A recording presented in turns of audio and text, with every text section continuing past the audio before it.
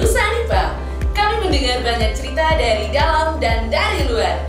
Kami mengundang berbagai pihak untuk bicara agar tercapai pemahaman bersama. Kita dengar, kita bicara, kita paham.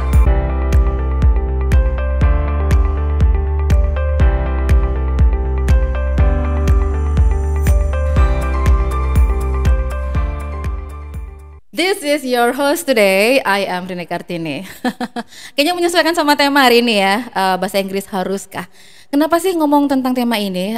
Kita masih di nuansa kelulusan, nuansa graduation, di mana lulusan itu selalu ada ijazah. Dan untuk mahasiswa, ijazah sekarang itu nggak sendirian gitu ya, jadi ada pendampingnya. Surat keterangan pendamping ijazah yang isinya itu menyatakan kompetensi dari pemegang ijazah. Dan salah satu kompetensi yang diharuskan ada dalam SKPI itu adalah sertifikat bahasa Inggris. Nah, sudah ada bersama saya sekarang Ibu Tini. Halo. Selamat sore. How are you? I'm good, thank you. Gimana bahasa Inggris saya? Masih bagus? Oh yeah, excellent. Yeah, thank you. Oke, kita mau ngomong bahasa Inggris nih. Sekarang kan itu jadi salah satu syarat wajib ya. Wajib. Kenapa sih kok diwajibkan ada sertifikat? Padahal kan mahasiswa ini sudah ada mata kuliah bahasa Inggris ya. Okay. Nah, itu keluhan dari banyak yang saya dengar gitu ya. Banyak informan ya. Banyak informan. Oke, makasih sekali Bu Rini.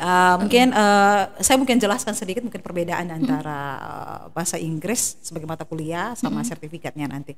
Okay. Nah, bahasa Inggris sebagai mata kuliah otomatis merupakan mata kuliah wajib yang perlu diprogramkan oleh mahasiswa yang biasanya itu bisa diprogramkan pada semester 1, semester 2 dan biasanya konten dalam bahasa Inggris itu sendiri merupakan bahasa Inggris English for specific purpose, artinya bahasa Inggris yang relevan dengan bidang keilmuannya. Nah, sementara sertifikat yang nanti yang mungkin akan dikeluarkan dikeluarkan oleh Pusat Bahasa Universitas Nusa Nipa adalah sertifikat Test of English Proficiency, di mana sertifikat tersebut bisa didapatkan kalau seandainya mahasiswa mengikuti Test of English Proficiency ini sendiri. Dan juga biasanya kemampuan mahasiswa ya otomatis akan berubah. Artinya karena memang tidak sering diasah, jadi mungkin mereka hanya menggunakan bahasa Inggrisnya pada semester 1 sama semester 2 saja. Selesai. Ya. Sedangkan semester 3 dan selanjutnya itu sudah hilang. Untuk itu mungkin dari Universitas Pusat Bahasa, Lembaga Pusat Bahasa Universitas Nusa Nipa sendiri, kami menyelenggarakan tes ini supaya bisa mengukur tingkat kemampuan bahasa Inggris mahasiswa. Dan itu juga bentuk pelayanan ya, pelayanan karena kan kalau saya nggak salah, kayaknya benar, nanti bisa dikoreksi. Itu kan kemampuan bahasa itu harus gitu ya, terus diupdate. Iya, dan sebenarnya kalau masalah bahasa bukan cuma bahasa Inggris nih, bahasa apapun kalau kita tidak pakai akan menurun kemampuannya kayak gitu. Mungkin itu kenapa jadi harus tes lagi gitu ada tes karena dan itu ada masa berlakunya sebenarnya Ibu Rini. Berapa lama nih? 2 tahun.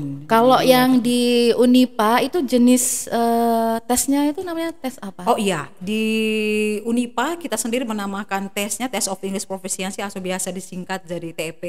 Jadi dia punya bentuknya mungkin seperti dia lebih pada TOEFL like. Beda dengan tes TOEFL. Jadi mungkin saya jelaskan sedikit konten-kontennya dalam biar kita juga ngerti gitu ya. Dan konten-konten yang ada dalam Test of English Proficiency sendiri itu ada listening comprehension, kemudian structure and detailed expression, dan reading comprehension. Nah, itu untuk 3 itu bentuknya mungkin seperti Ibu Rini mungkin sudah sering yang seperti TOEFL ya, bentuknya seperti TOEFL, dan ada 1 skill tambahan yakni speaking skill, speaking proficiency. Kalau untuk jenis TOEFL itu sendiri scoresnya mungkin sama-sama TEP yang nanti kita akan pergunakan itu dari scoresnya 260 sampai dengan 670 sekian. Oke. Kira-kira kenapa sih kok bahasa Inggris itu jadi salah satu kompetensi yang diwajibkan gitu ya? Kenapa ya? Mungkin ini sekaligus mungkin jawaban nanti Ibu Tini menjawabi pertanyaan-pertanyaan di luar sana yang ini hanya formalitas, sudah tes aja pasti lulus, betul nggak sih pasti lulus? Apa ada kejadian nih yang nggak lulus, mungkin ada nggak, mungkin di antara penonton ini yang tidak lulus, mungkin boleh nanti sharing ini ya pengalaman. biasanya ada jalur, mungkin ada jalur belakang ya. Bener nggak sih kalau itu hanya formalitas?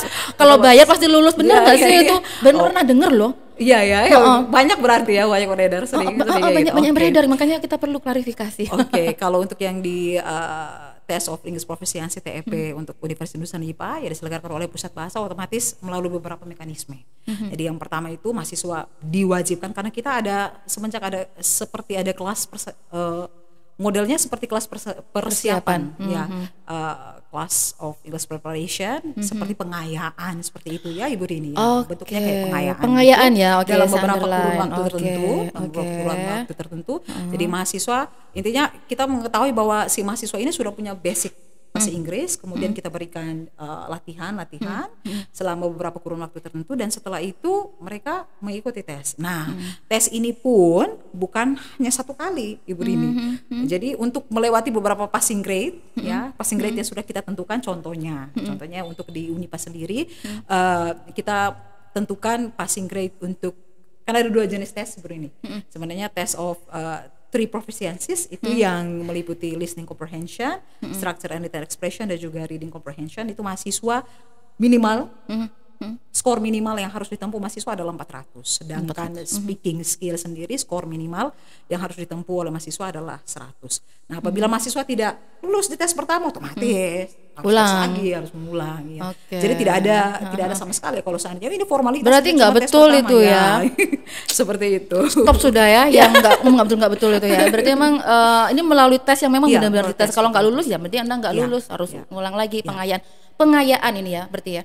Karena yang saya dengar juga gini, kursus kok berapa jam doang gitu. Berarti kalau kursus ya berarti kan dari nol gitu dari ya. Berarti ini bukan kursus tapi ini pengayaan, persiapan. Betul sekali. Melihat bagaimana atau mungkin memperkenalkan ya tes TEP ini seperti apa. Ya, seperti itu. Seperti itu Rini. Jadi nanti mahasiswa yang mendaftar itu nanti akan diberikan soal-soal tes atau latihan seperti TOEFL-like, bentuknya seperti TOEFL-like. Jadi ada exercise kita kasih, kemudian selama beberapa kali pertemuan itu nanti dikasih, kemudian bisa mahasiswa sendiri bisa sebenarnya bahan untuk mahasiswa melatih kemampuan bahasa Inggris itu sendiri sebenarnya tidak hanya semata-mata dari bahan yang kami berikan di pusat bahasa itu sendiri sebenarnya. Jadi kami provide juga ada beberapa literatur, ada beberapa sources untuk mahasiswa sehingga mahasiswa dengan sendiri bisa mungkin belajar di rumah. Mereka bisa pakai itu ya? Iya, bisa. Free. Nah itu. Oke, berarti itu yang harus diluruskan ya, bahwa ini ada pengayaan dan memang itu penting ada pengayaan terlebih dahulu biar mengerti ini soalnya seperti apa gitu. Apakah semuanya itu optional saja, pilihan ganda, multiple choice saja atau description gitu kan? Perlu ada pengayaan itu biar tahu gitu ya. Bisa tahu. Dan bentuknya karena TOEFL-like, jadi dia biasanya multiple choices. Choice. Jadi ada beberapa pilihan, opsi A, B, C. Itu yang perlu diketahui karena mungkin juga sama ada ini ya tempo waktunya ya. Untuk soal seperti ini berapa menit begitu ya. Iya, bayangkan nih kalau nggak ada pengayaan, tiba-tiba disodorin soal, bingung nggak?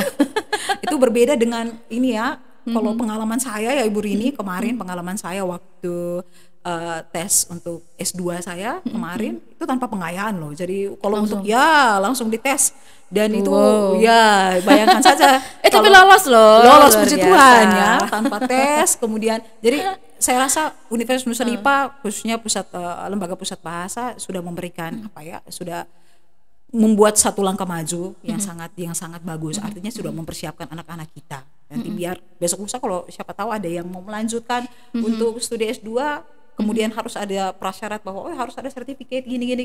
Artinya sudah punya ada bayangan bentuknya tesnya seperti ini. Betul. Pengalaman itu juga perlu ya. Iya. Betul. Jadi nggak perlu takutin sebenarnya. Iya, sebenarnya tidak menakutkan sih karena belajar bahasa Inggris. Tapi masih banyak yang takut. Nah, kira-kira kenapa nih?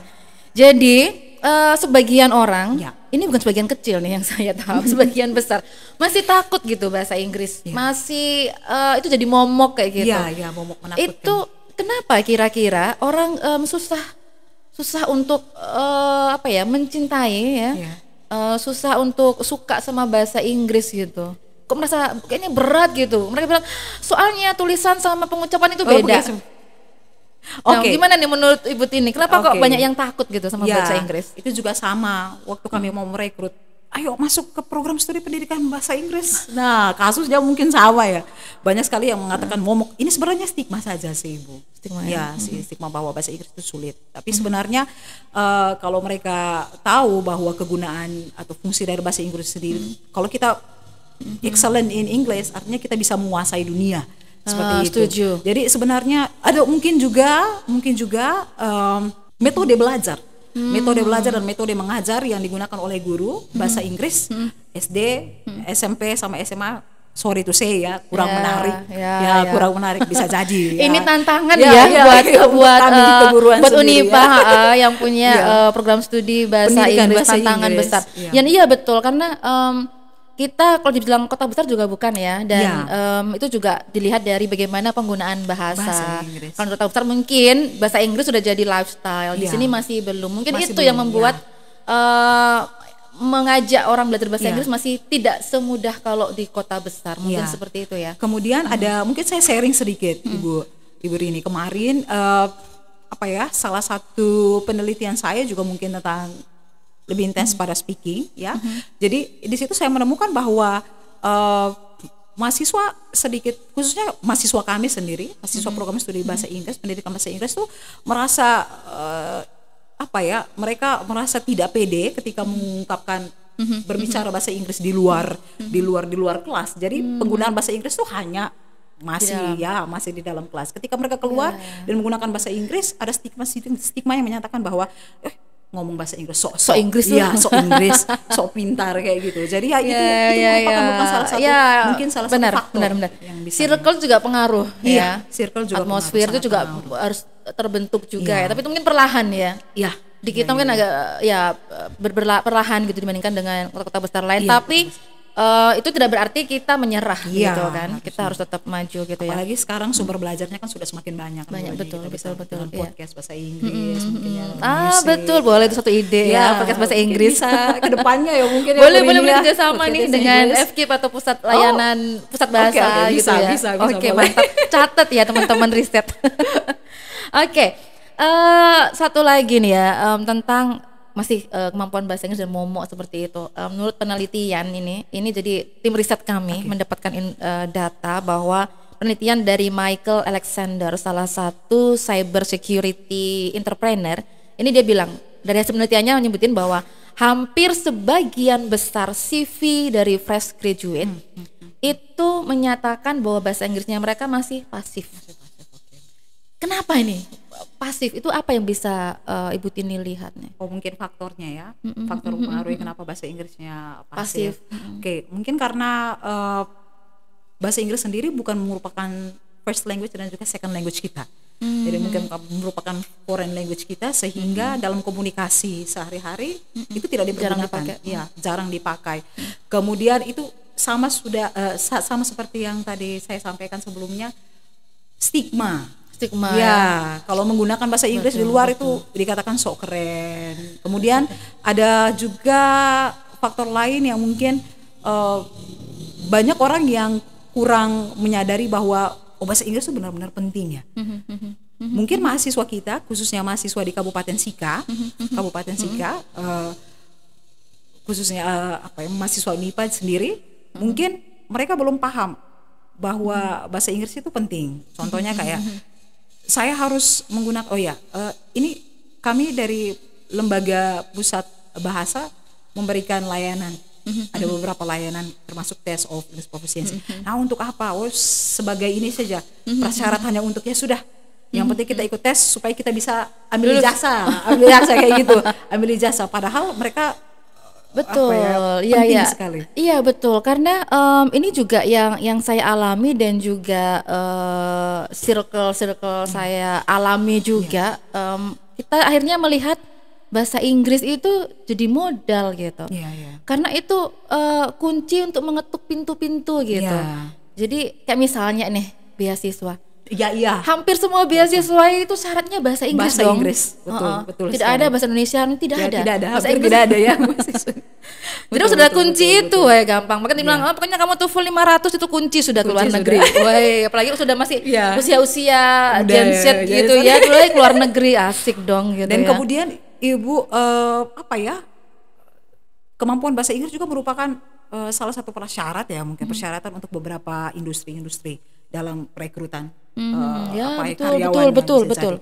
Karena mungkin saat ini kita lihat bahwa kita hidup di zaman modern, globalisasi, bersaing dengan apa kemarin Sebenarnya bahasa Inggris kan kunci ya. Iya. Kalau yang saya rasakan, yang seorang Rini alami itu, yang memang dulu berangkat dari ya orang biasa, sampai sekarang ya orang biasa juga sih. Cuman akhirnya bisa menempuh pendidikan yang tinggi itu juga salah satu kunci modal itu bahasa Inggris itu, karena kemudian bisa membuka lapangan pekerjaan.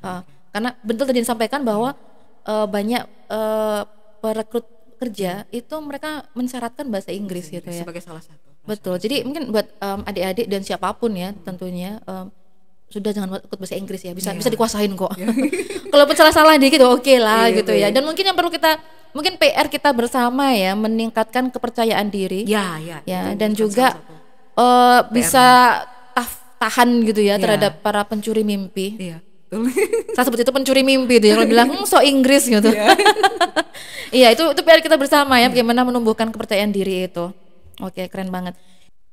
Nah, sekarang kita ngelihat dari ini pusat bahasa nih. Apa aja sih yang layanan yang diberikan itu? Apakah bahasa Inggris, tes bahasa Inggris TEP ini saja, atau ada juga yang lain gitu? Oh iya, untuk pusat bahasa sendiri sekarang baru menyelenggarakan Test of English Proficiency TEP, kemudian terjemahan ya, kita memberikan layanan terjemahan, terjemahan abstrak, skripsi, tesis bisa, kemudian layanan terjemahan paper, jurnal ya, itu juga bisa. Kemudian untuk sementara ini mungkin kami punya program yang nanti akan sebenarnya yang diluncurkan dalam bulan ini, tetapi karena ada kesibukan satu dan lain hal, jadi dipospon nanti di awal Oktober. Itu namanya program tutor English, itu seperti English Community gitu. Jadi mewajibkan semua, sasaran kita sih sebenarnya semuanya akademika sih, Unipa sih. Semua wajib bahasa Inggris ya. Berarti tim podcast semua harus nih masuk ke dalam programnya English, tutor English itu sebenarnya. Oke. Tapi itu ya harus kita sambut ya, supaya mungkin juga karena kita merasa asing karena kita nggak terbiasa menggunakannya. Ini salah satu cara dari pusat bahasa untuk membiasakan. Dan yang paling bagus adalah di sini free. Ya, tidak berbayar. Kalau yang free kan pasti mau semua ya di sini ya. Teman-teman podcast mungkin. Terobosan bagus ya tuh. Oke. Tadi ada apa? Bakal launching ya di mungkin bulan-bulan depan. Kemudian untuk mempersiapkan secara khusus mahasiswa yang mau lulus untuk menyongsong mereka ke dunia kerja, itu ada nggak layanan khusus atau mungkin ada apa namanya seperti kursus atau apa begitu untuk mereka menghadapi itu, misalnya English for Special Purpose kayak untuk interview kerja atau apa gitu? Itu salah satu yang untuk sementara ya kita masih test of English Proficiency yang salah satunya di dalam ada speaking skill ya, speaking skill. Nanti kami memberikan simulasi bagaimana menjawab beberapa pertanyaan dalam bahasa Inggris, khususnya pertanyaan tentang job description seperti itu ya, seputar pekerjaan nanti. Sebenarnya dimasukkan ya dalam persiapan di pengayaan tadi ya. Sebenarnya job questions seperti itu. Berarti sertifikatnya nanti bisa juga dong dipakai untuk melamar kerja? Sebenarnya bisa Bu Rini, sebenarnya bisa karena kecuali beberapa untuk sertifikat ini belum bisa digunakan untuk beberapa beasiswa. Contohnya kayak beasiswa LPDP yang mungkin atau AS yang menyatakan bahwa yang mempersyaratkan bahwa sertifikatnya harus sertifikat TOEFL yang dikeluarkan oleh ETS karena saat ini pusat bahasa sendiri belum masih berproses mungkin ya. Tapi akan menuju ke sana ya. Sehingga bermudah karena memang tidak banyak juga institusi yang melayani TOEFL itu, dan mungkin ini salah satu bentuk layanan dari pusat bahasa nih ya, untuk Unipa saja tuh nantinya untuk siapapun, untuk boleh. masyarakat umum. Ya. Oke, dan kita doakan semoga secepatnya biar bisa. Amin. Tim pusat bahasa semangat. Ya. Oke, kita hampir ke penghujung nih. Oh ya. Tipsnya apa nih supaya kita jadi nyaman belajar bahasa Inggris, jadi suka gitu? Tipsnya apa sih? Mungkin yang praktikal gitu. Pertama sekali mungkin niat ya Ibu Rini. Niat ya. Ngerasa butuh niat, gitu ya. Ngerasa butuh dulu. Dan penting mungkin.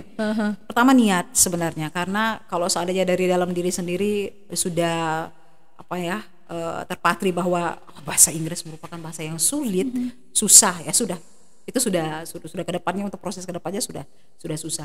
Jadi sebenarnya pertama niatkan dulu, teman-teman sekalian harus berniat bahwa saya mau belajar bahasa Inggris bukan untuk sekedar hanya untuk memenuhi atau syarat saja untuk ini tertentu, tetapi saya mau belajar bahasa Inggris karena memang saya butuh bahasa Inggris untuk kehidupan sehari-hari, dan kemudian perbanyak berlatih sebenarnya.